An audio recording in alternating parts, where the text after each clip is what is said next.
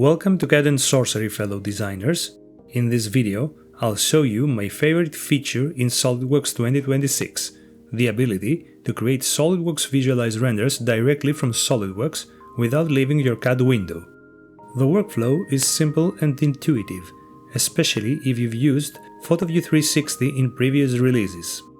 Before getting started, make sure your computer has both a SOLIDWORKS Design license and a SOLIDWORKS Visualize license. With SOLIDWORKS Visualize installed and activated, you can generate high-quality photorealistic renders directly from your SOLIDWORKS models. First, activate the add-in called SOLIDWORKS Visualize. Once enabled, you'll gain access to the Render Tools tab in the Command Manager. For this demonstration, I'll use a model that includes metallic surfaces, floor reflections, decals, and even a glass component. You may notice that the glass material doesn't display perfectly in my current SOLIDWORKS viewport, but it will render correctly in the final image.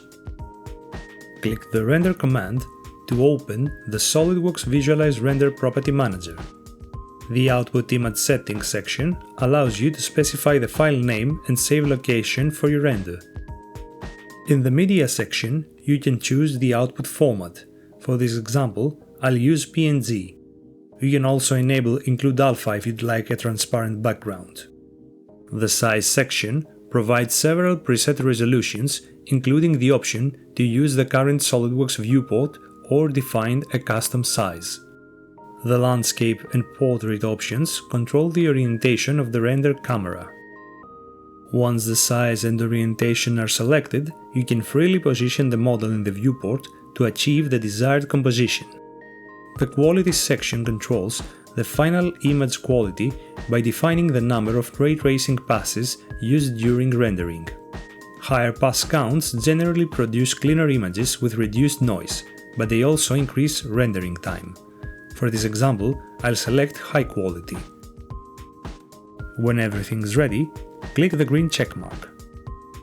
A progress window will appear showing the rendering status and completion percentage. Rendering time will vary depending on your hardware and the complexity of the model. Once the process is complete, you can view the elapsed render time, open the render image directly, or browse to its save location.